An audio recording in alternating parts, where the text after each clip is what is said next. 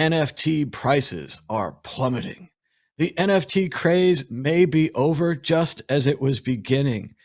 Some are calling it a scam, a pyramid scheme, a tech speculation bubble, and others say that the price of NFTs has gone down 70% from a peak of around $4,000 an NFT to around $1,400 last week. Since Bloomberg reported the price crash on April 3, sales remain low. Was Saturday Night Live and the Curio Cards launch the beginning of the end for NFTs? Let's go straight to Adam McBride, kind of our NFT expert here. But was I totally correct? Saturday Night Live does that fantastic parody. The And it's next all over. day, the magnificent Curio Card launch, and then Like a rocket ship to hell. Yes, the market is completely crushed. I can report from the NFT market space, it is completely crushed. Meaning that I track a bunch of different ones that I got in on, meaning I got them basically free or very close to free. And there are whole swaths of them where there's no trading at all. Nobody's even buying them. So what happens when you have no trading at all? If somebody actually has to get out, you are going to have huge losses. And it just speaks to the whole space. Like, do I believe in NFTs long term? Absolutely. And for those of you who don't know, it's not just about art. NFTs for use in art is one aspect of what NFTs can be used for. There are lots of other aspects which are even more exciting than art. But with that, once people got a hold of this 3 months ago, that you could put out, as an artist, I could put out art on the blockchain and sell it. It went from a handful or 1,000 people selling NFTs to millions of people selling NFTs. And just like the ICOs in 2017, the vast majority of these things are going to be completely worthless. Dan Eve, your thoughts on the possible decline of NFTs? Well, I must say, obviously, there was a lot of hype behind it, but the funny thing is that article starts off with like scam, pyramid scheme, tech speculation bubble, and in fairness, where have we heard that before? It's a million times talking about Bitcoin. Oh, it's a scam. Oh, it's a pyramid scheme. Oh, the lilies, not the lilies, the tulips and the lilies. Whatever, tulip lilies, NFTs of tulips, lilies, whatever. But yes, everyone thinks that Bitcoin's or lots of people still think Bitcoin's a speculative bubble. Things pump, they get a lot of publicity, the excitement wears off.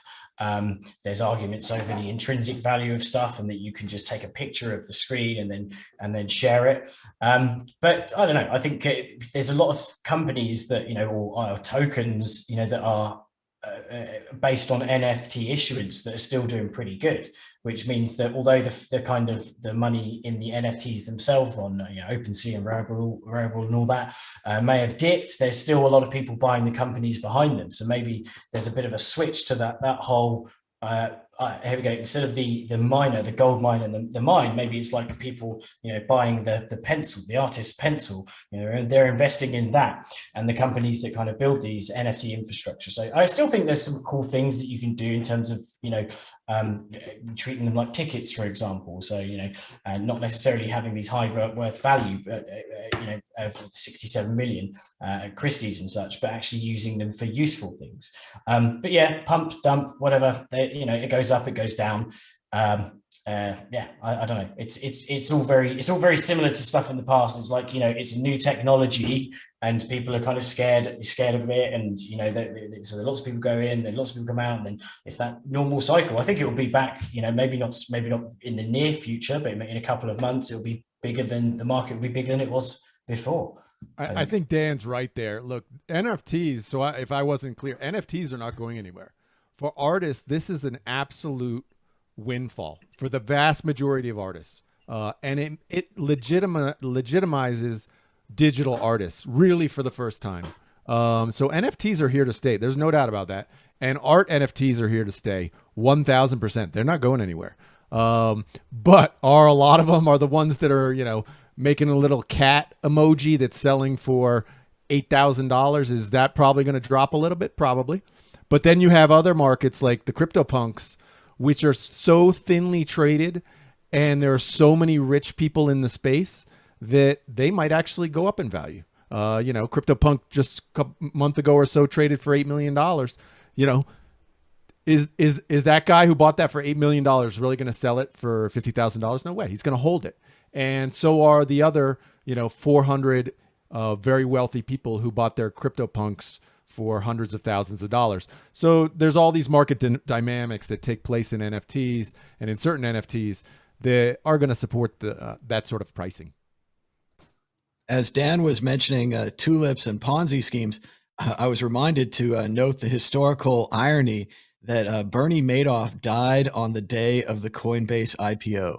So very strange. Bitcoin was called a Ponzi scheme for years and years and years. And then when Coinbase, kind of the most official company of Bitcoin, goes public, Bernie Madoff leaves this earth. So that's amazing. And I will add this, when Dan was talking about the tulip mania, and we all know in the tulip mania, the top was somebody trading a townhome for a tulip bulb, right?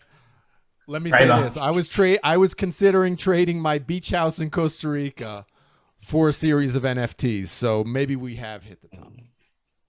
I just want to add one more thing, actually, which I thought was things cool about the NFT situation. The NFT market is, as you said about giving money back to, you know, artists, and one category of people have had their lives, you know, I wouldn't say torn apart, but maybe turned upside down. These are the people like overly attached girlfriend who has spent years floating around the internet and has finally made 411,000. 100%. Yeah.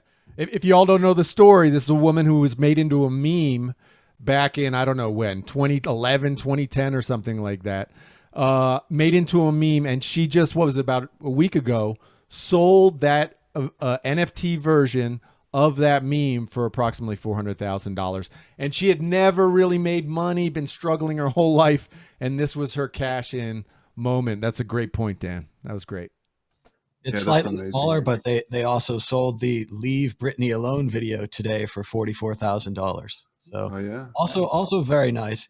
And before we go to Josh, I just want to mention, while the market might be dead, there's still some life left in it.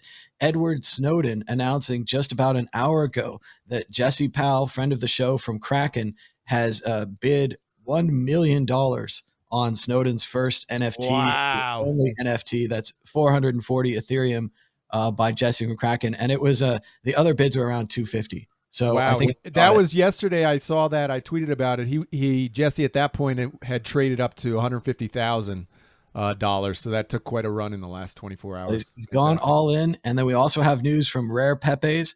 One of the original Rare Pepes, a physical Rare Pepe, has sold for $25,000, more than 42 million Satoshis. So there is action in some of the older NFT markets and the newer ones with Snowden.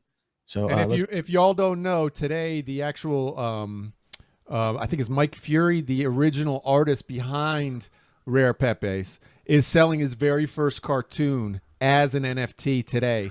If you follow me on Twitter, I'll tweet about that after this show, and you can go check that out. Now, it started very, very low. We'll see where it goes. It's still got about 20 hours left in that auction, but I would expect it to be beyond Rare Pepes. The original Pepe artist is selling. The original Pepe artist. Yep. In 2017, I bought into Meme Coin, which was Pepe based. I think it was called Pepe Coin at the time. And then I suddenly realized that it was like banned by the Anti-Defamation League. So Matt Fury in 2017 did a Kickstarter to try and bring back Pepe as like a nice character. And I bought like this. I bought a special pack, and it came with a cartoon book that you know of Pepe, and he's like Pepe the Frog, and he's like doing his normal things like pissing in a toilet with his trousers down. And the most amazing thing about it is that it came with a centerfold of Pepe just lying down naked with his knob out. It's the best thing ever. I don't think he was successful in his crowdfund raise, but I know that memes, it's still about, that's for sure.